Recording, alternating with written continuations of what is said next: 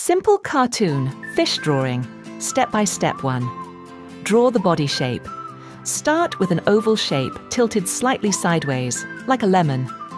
This forms the main body of the fish. 2. Add the tail draw, a V shape at the back of the oval for the tail fin. 3. Fins.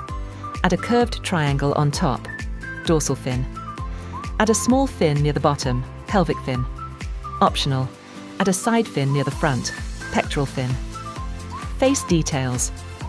Draw a large round eye near the front of the body.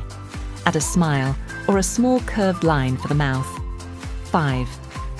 Scales and texture, optional. Lightly sketch curved lines or small U shapes for scales. Add a line running from the head to the tail to represent the lateral line. 6. Color it in use.